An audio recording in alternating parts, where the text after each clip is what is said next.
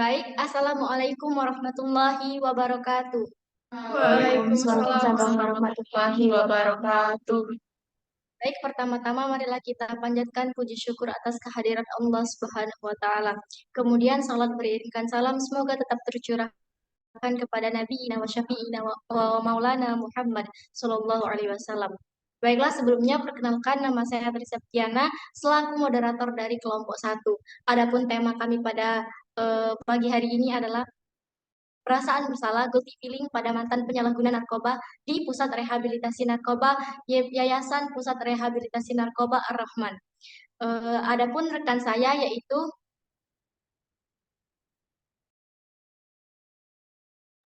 Saya Prilly Amelia. Saya Rizkia Nadila Auliati. Saya Sidi Sofatila. Saya Dwi Putri Agustin. baik. Untuk materi pertama itu akan disampaikan oleh Rizkia Nabila Auliati. Kepada Rizkia, silahkan.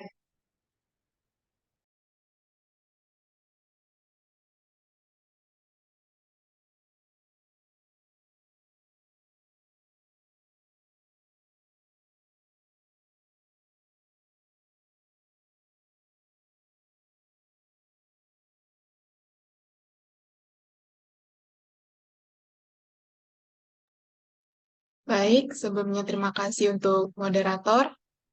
Pada slide pertama ini kita akan membahas tentang abstrak yang mencakup beberapa poin-poin yang nantinya akan kami bahas, yaitu pertama definisi perasaan bersalah. Perasaan bersalah atau guilty feeling itu adalah perasaan emosi yang dialami seseorang ketika telah melakukan tindakan yang salah atau melanggar hukum atau norma yang telah dipegang.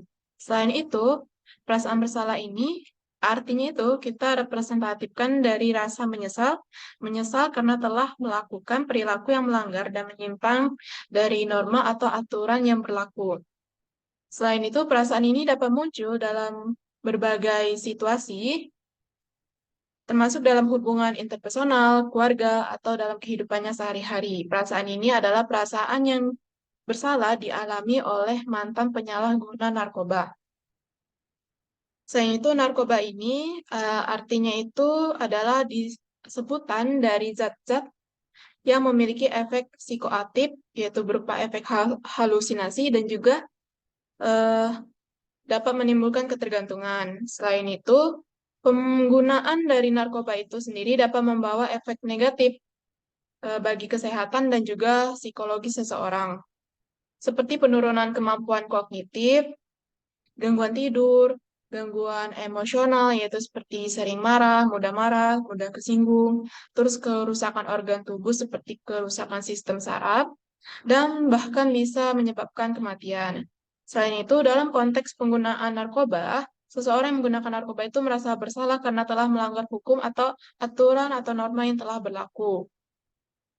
Selain itu, di sini terdapat tujuan dari penelitian. Penelitian ini bertujuan untuk mengetahui rasa bersalah, eh, bahwa apakah ada rasa bersalah pada mantan penyalahguna narkoba di Yayasan Pusat Rehabilitasi di YPRN Ar-Rahman, Palembang.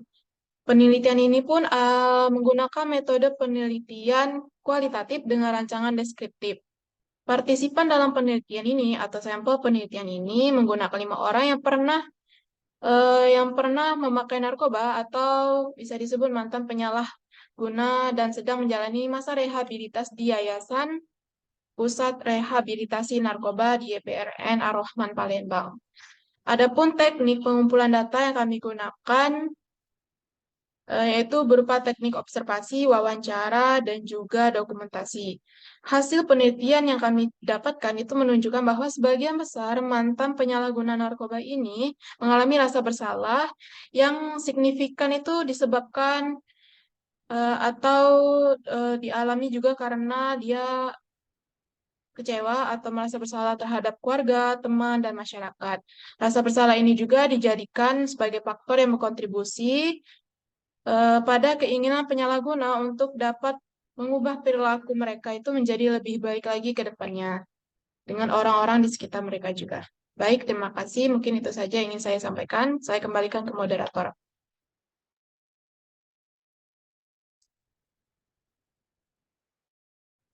Baik, terima kasih kepada Rizkia atas penyampaian abstraknya tadi. Tadi abstrak itu merupakan gambaran dari penelitian kami. Kemudian ada metode penelitian yang akan disampaikan oleh Prilly Amelia. Kepada Prilly, dipersilahkan.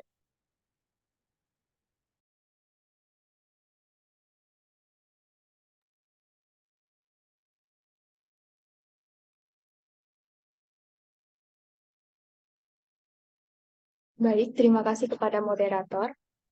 Saya di sini akan memaparkan metode penelitian yang kami gunakan selama ini. Penelitian ini menggunakan pendekatan atau metode penelitian kualitatif dengan rancangan deskriptif. Seperti yang kita ketahui, bahwasannya metode penelitian kualitatif deskriptif ini merupakan penelitian yang bersifat menggambarkan, memaparkan, dan juga menguraikan objek yang diteliti. Adapun teknik pengumpulan data itu, kami menggunakan 3 teknik. Yang pertama wawancara, kedua observasi, dan ketiga dokumentasi. Dalam penelitian ini, sampel penelitiannya ialah 5 orang yang merupakan mantan penyalahguna narkoba di Yayasan Pusat Rehabilitasi Ar-Rahman. Karakteristik sampel yang digunakan ialah mantan penyalahguna narkoba yang sedang menjalani masa rehabilitasi. Lalu pada proses wawancara, diiringi dengan observasi dan juga dokumentasi guna untuk mengetahui adanya rasa bersalah bagi mantan penyalahguna narkoba, dan juga pada proses observasi ini kami melihat body language para klien dan ekspresi mereka apakah informasi yang diterima itu dapat dipercaya atau tidak. Saya kembalikan ke moderator. Baik, terima kasih kepada Prilly atas penyampaian metodenya tadi. Kemudian ada hasil dan pembahasan dari penelitian kami ini yang akan disampaikan oleh Dwi Putri Agustin. Kepada Dwi, dipersilahkan.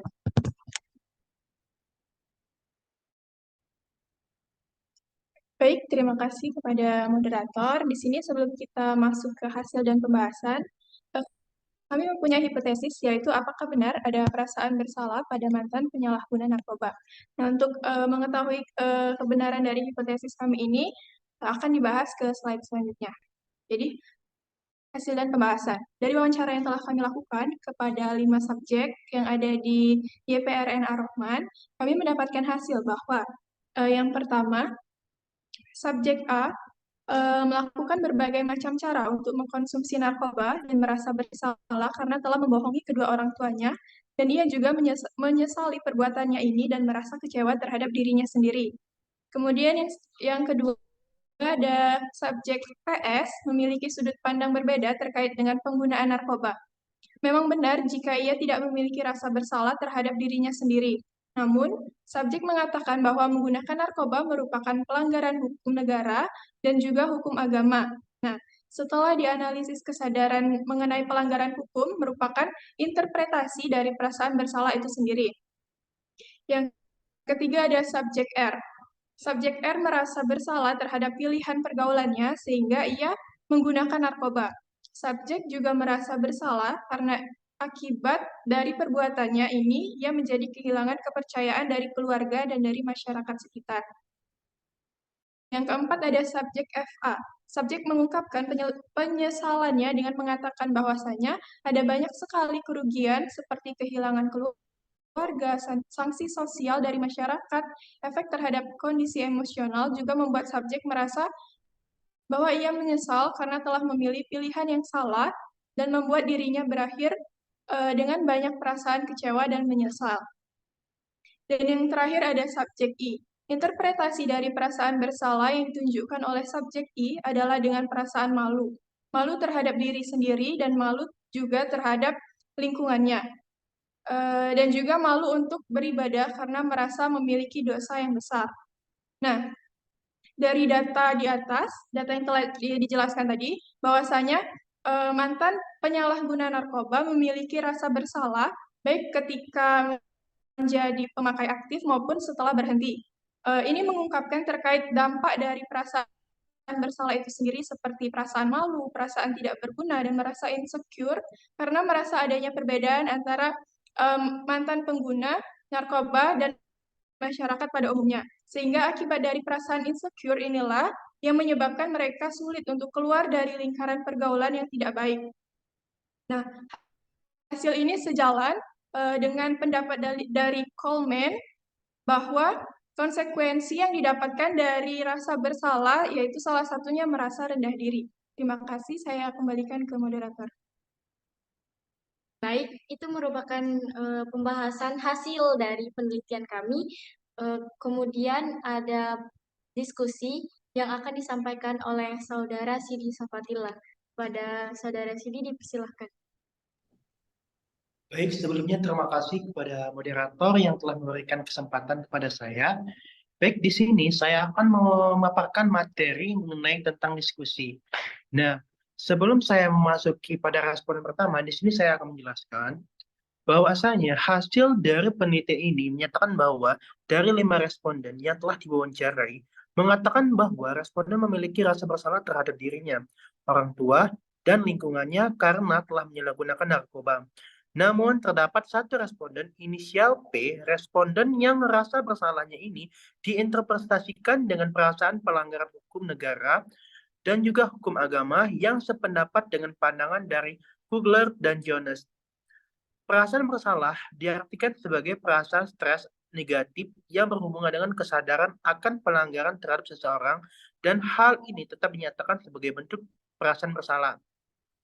Sedangkan 4 orang responden lainnya menjelaskan bahwa rasa bersalah terhadap penyalahgunaan narkoba didasari oleh evaluasi perilaku negatif yang membuat penyalahguna narkoba mampu menyadari dan mengevaluasi tindakan atau perbuatan yang menurutnya salah.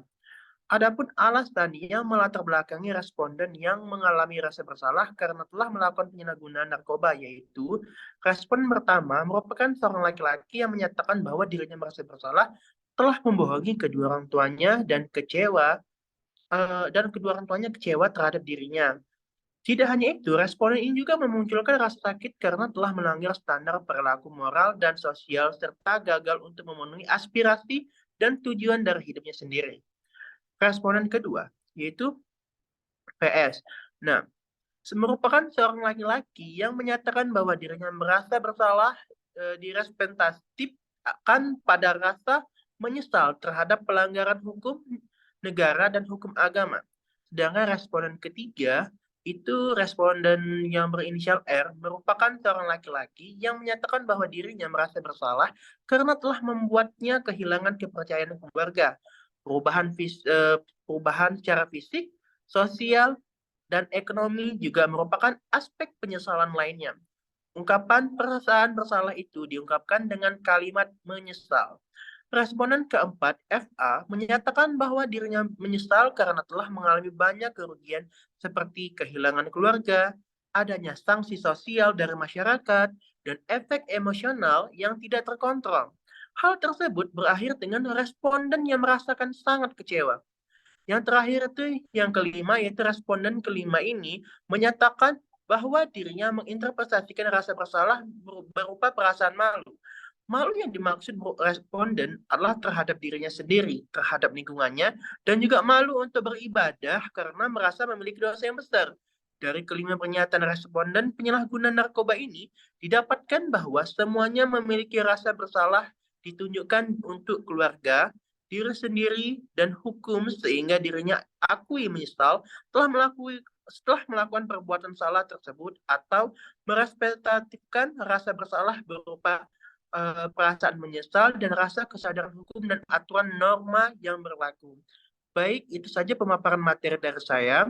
Saya kembalikan kepada moderator. Baik, dengan berakhirnya penyampaian dari teman-teman tadi, di sini saya dapat menyimpulkan bahwasannya memang benar penyalahguna narkoba itu memiliki rasa bersalah. Nah, mengapa responden ini merasa bersalah? Karena mereka ini mendapatkan sanksi sosial, kekecewaan, dan penyesalan. Kemudian mereka ini merasa malu terhadap diri sendiri, terhadap keluarga, terhadap lingkungan sekitar, dan juga malu kepada Allah. Kemudian yang terakhir itu adalah responden ini berkeinginan untuk berubah, Maksudnya mereka ini memiliki tekad yang kuat untuk berubah dan untuk keluar dari zona narkoba ini. Baik, mungkin itu saja yang dapat kami sampaikan. Lebih dan kurang kami mohon maaf. Kepada Allah kami mohon ampun. Kami ucapkan terima kasih dan wassalamualaikum warahmatullahi wabarakatuh.